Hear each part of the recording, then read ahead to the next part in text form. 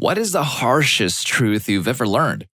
When it comes to grief, time does not heal all wounds. It dulls it, but one trigger and it all floods back. All right, here it goes. I'm old, and what that means is that I've survived so far, and a lot of people I've known and loved did not. I've lost friends, best friends, acquaintances, coworkers, grandparents, mom, relatives, teachers, mentors, students, neighbors, and a host of other folks. I have no children, and I can't imagine the pain it must be to lose a child, but here's my 2 cents. I wish I could say you get used to people passing away. I never did. I don't want to. It tears a hole through me whenever somebody I love dies, no matter the circumstances. But I don't want it to not matter. I don't want it to be something that just passes. My scars are a testament to the love and the relationship that I had for and with that person. And if the scar is deep, so is the love. So be it. Scars are a testament to life. Scars are a testament that I can love deeply and live deeply and be cut or even gouged, and that I can heal and continue to live and continue to love. And the scar tissue is stronger than the original flesh ever was. Scars are a testament to life. Scars are only ugly to people who can't see. As for grief, you'll find it comes in waves. When the ship is first wrecked, you're drowning with wreckage all around you. Everything floating around you reminds you of the beauty and the magnificence of the ship that was and is no more. And all you can do is float. You find some piece of the wreckage and you hang on for a while. Maybe it's some physical thing. Maybe it's a happy memory or a photograph. Maybe it's a person who is also floating. For a while, all you can do is float, stay alive. In the beginning, the waves are 100 feet tall and crash over you without mercy. They come 10 seconds apart and don't even give you time to catch your breath. All you can do is hang on and float. After a while, maybe weeks, maybe months, you'll find the waves are still 100 feet tall, but they come further apart. When they come, they still crash all over you and wipe you out. But in between, you can breathe, you can function. You never know what's going to trigger the grief. It might be a song, a picture, a street intersection, the smell of a cup of coffee. It can be just about anything, and the wave comes crashing. But in between waves, there is life. Somewhere down the line, and it's different for everybody, you find that the waves are only 80 feet tall or 50 feet tall.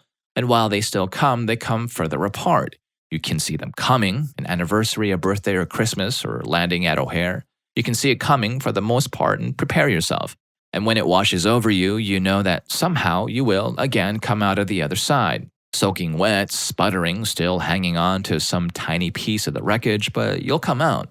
Take it from an old guy, the waves never stop coming and somehow you don't really want them to. But you learn that you'll survive them and other waves will come and you'll survive them too. If you're lucky, you'll have lots of scars from lots of love and lots of shipwrecks. People keep telling me you'll just stop feeling it one day, and I think we need to be super honest about that so people know how to cope with grief in the right way and not hold out for a day when it won't be there lurking in the shadows anymore. Story 2. What I'm going to say will sound bitter. It is, but it's also the truth. When I was young and knew nothing, I always wanted to be a hero. Whatever that meant, I wasn't sure, but I knew a hero was just and kind and willing to do bold things. When you try to adopt a heroic mindset, it may start with the conscious desire to do good. That will fade. As you foster it and make it part of your identity, it will become a compulsion. You won't think of the reasons. Eventually, there won't be any. You'll sacrifice every comfort for others. You'll never receive the same treatment. You'll be satisfied with never receiving the same treatment. As a result, others will see your actions not as virtuous, but as expectations. You'll be fine with that too. You expect it from yourself anyway. But the more you look and the more you do, you'll see more apathy. You'll see more selfishness. You'll see very few people like yourself. They are elusive. They don't connect with others easily. Being the change you want to see inevitably pits you against seemingly impossible odds, but compulsions don't weigh the odds. Compulsions act. It is a lonely, lonely existence and a very heavy burden. There's no heroic fanfare for the sacrifices you make. It isn't a movie. There's no sudden realization from others about how valuable you may be. You will be forgotten until there is a need. There is a lot of hate. I feel as though I've sacrificed a lot for people and was willing to sacrifice much more than that. Thankfully, I never ended up having to. I believe you should do good things because they are good and for no other reason. But it hurts, and it hurts a lot. A lot of people are arguing about what heroism is. That's good. When I was small, my hero was Hulk Hogan. He said his prayers and his vitamins, and that didn't age well, did it? The concept of heroism is a window into someone's own heart, not an ironclad concept. This is why I didn't mention specific deeds or even rationalities. Everyone's idea will be different. Spreading those ideas is good. I value the concept of sacrifice above all others. Some may value other qualities, and that's fine. I knew there would be several people that went on about how cringe it is. I thought preemptively mentioning it because a great deal of people love berating people for being honest and kicking them when they are down, but didn't think it was very important. They can be safely ignored, relating to people in anonymous forum, to people that they meet in real life that rant to anyone that will listen, just seems incredibly nonsensical to me. What I wasn't expecting was relations. I was fairly certain that had to do with people that were angry about being rejected romantically, and I don't really have those problems. If anything, I'm extremely picky in that regard.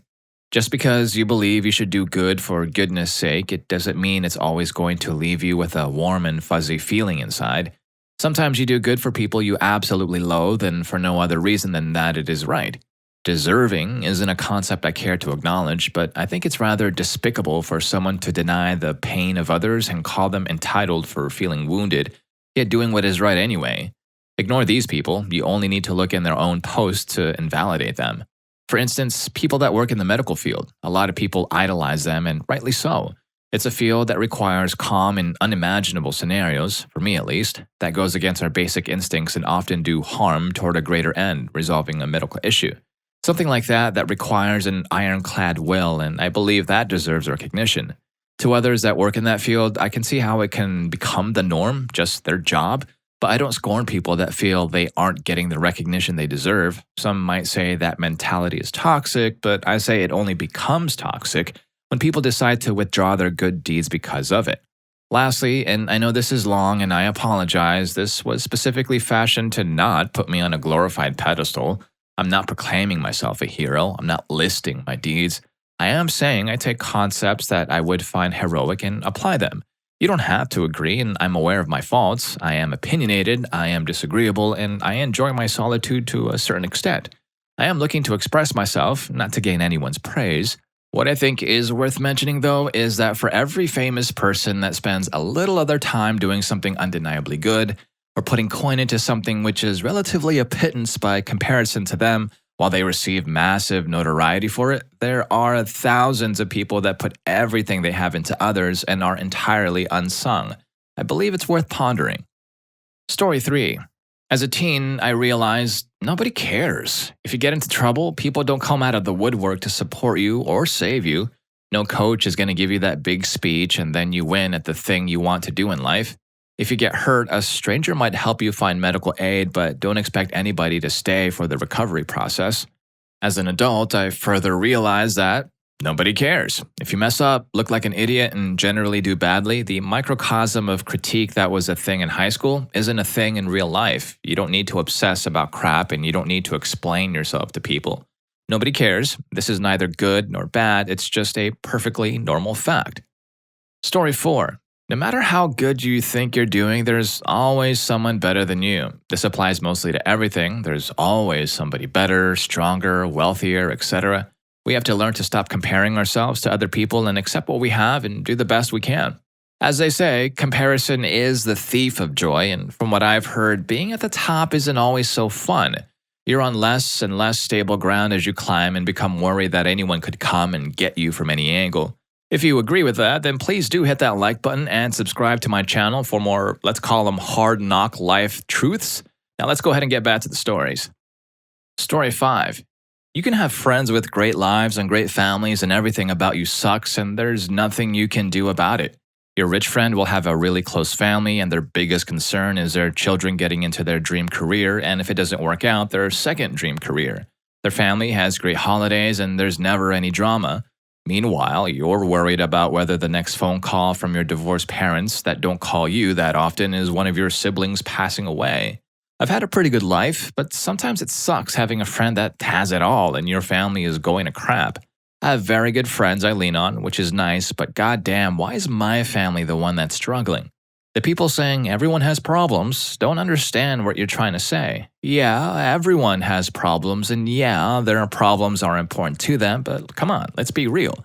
Not everyone's problems are created equal. Some people have never really been hungry, never had their lights shut off, never experienced loved ones gone, whereas some of us had all of that happen before we even hit our teens. I had a friend in high school whose mom was loaded, lived in a super nice house with basically his own little fully rigged up and furnished house off to the side across a lawn. And his biggest issue was that he'd have fake friends at his last school and had to watch his sister sometimes. Meanwhile, I was homeless and doing SW just to have somewhere to sleep some nights my entire senior year. And he would call me all the time to vent, and after a while, I just couldn't really listen to his petty, "I don't like the way my mom talks to me sometimes, even though she pays for everything," BS anymore. But saying you don't know what that person goes through is a load of BS, like, yeah, you do, and you'd give anything to have half of what they do. One of my friends told me that you don't really know what is going on in their lives. You are on the outside, looking in. What they show the world is through a happy filter. Everybody has crap in their life. Sometimes it is truly horrible, and you won't know anything about it. And it dovetails with why social media is so freaking toxic. Social media is made to just project this ideal version of yourself, and the audience sees that and just thinks, damn, so-and-so has made it. And yet, nobody has made it. Humans are complicated and we have problems, and material wealth isn't a panacea against the human condition. Story 6. Your mental illness, physical disability, or trauma story does not have to be some kind of inspirational recovery story. Sometimes just surviving 24 hours is enough. There's no appropriate amount to grieve a loss. You are not required to recover from anything in someone else's time frame. If you're trying but people around you seem to think you're milking it for attention, firstly, F them. Secondly, anyone that accuses someone of being attention-seeking behavior is actively demanding you to fit into their preferences. They're making it about them, so they can F off. It's okay to not be okay. It is your responsibility to try to improve your mental, physical state in your own time frame. Some people never fully recover, and that's okay. Don't let other people guilt you into putting on your fake face so they don't have to be uncomfortable. You are doing your best, and that's enough. As someone who has mental illness and trauma, nobody is obligated to sit around and wait for you to get better. Currently going through this with my girlfriend of 6 months who has 25 years of constant hell, horrible crap. I am so sorry for her, and I want to help her. I'd transfer all of her past to me if it meant she wouldn't have to live with the things she lives with. But through no fault of her own, she has a lot of issues. She's 5 years older than me, and I'm starting to realize I cannot spend my 20s chasing around a 27-year-old hoping she gets better when she won't for a long time. If someone is involved, you're still not obligated to do it per their view. It's up to them if they stick around, but you aren't required to do it for them. And unfortunately, at least in terms of getting better, there's no way to make someone get better that doesn't want to get better themselves. Story 7. A few realizations I had. First, even if you treat someone really well and you both love each other, it doesn't always end like a Hollywood movie. Sometimes there are too many obstacles. Loving someone unconditionally, no matter how much you care for and value someone, they're never obligated to be the same to you, especially friends. Second, you can do everything right, give something 100% effort, follow all the rules, and still fail. Third, being the hardest worker will not always equate you to being the one rewarded or recognized for accomplishments. Fourth, that the world doesn't wait for you to be okay. You just gotta learn to pick yourself up and get better. Fifth, don't fall in love with potential. 6, every organization, no matter how lauded, how aspirational, how trusted, is still, at the end of the day, comprises very fallible humans. 7th, if somebody doesn't want to be helped, you can't help them. 8th, your life is actually comically short and it wasn't meant to feel long for your convenience. You grow up hearing this over and over again, but until you reach a certain age, you don't have the perspective to fully grasp this. If you're 16 or older, you've started feeling that uncomfortable feeling that a year is much shorter than you thought. 9th, sometimes the nicest people just seem to get effed over by the universe through no fault of their own. 10th, don't take anything for granted. Things change so fast and life is really short. I remember having so many friends not that long ago who are now strangers. 11th, nostalgia is a liar. And 12th, people judge us by our actions, not our intentions. This follows the saying, quote, "The path to hell is paved by good intentions."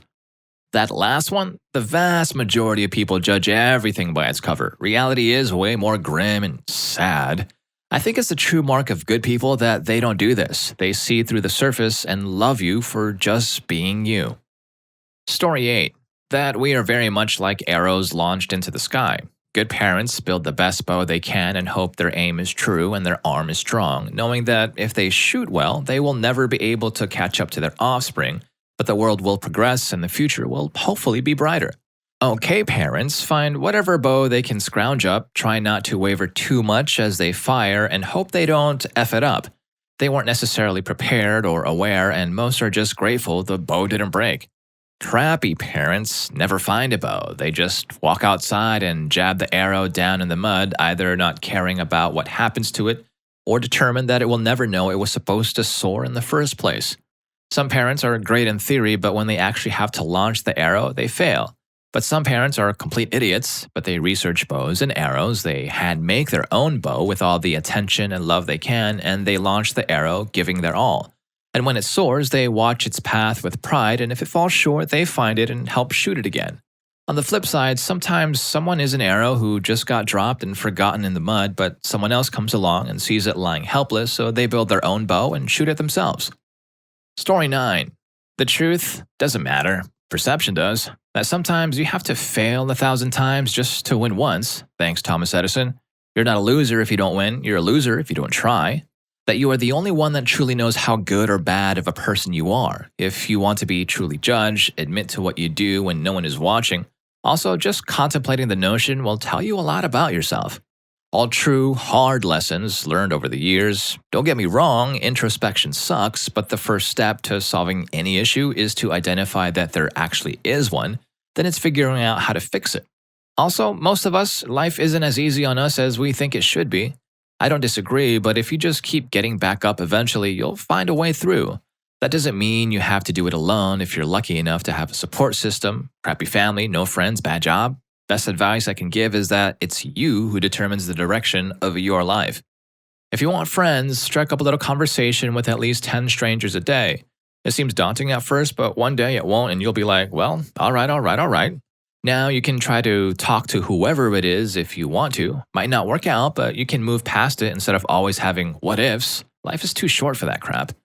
And finally, like what Mike Tyson says, everyone's got a plan until they get punched in the face.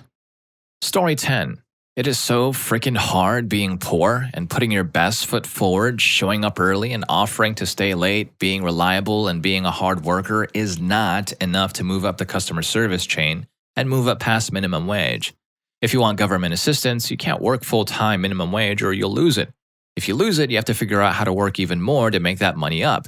If you're not a parent, not disabled, not a veteran, or pregnant, you really can only get food stamps even when 70% of your income goes to some slimy landlord and nearly the rest goes to everything else you need. It's goddamn tough.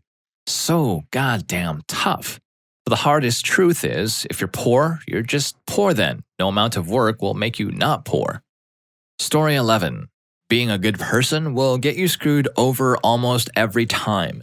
I've learned this so many times, yet my idiot mind still tries to be good to people. Good people get absolutely screwed over, and bad, crappy people will get ahead in life and will always be treated better by people. I'm not saying don't be a good person, you should never let anything change that. I'm just saying that if you're good to people and actually have respect, honesty, and loyalty and all of that, be prepared to be screwed over every single time, almost.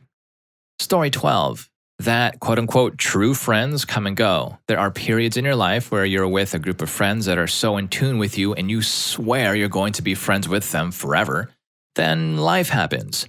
Kids are born, so connections are lost. Friends pass away, either by tragic accident or self-inflicted.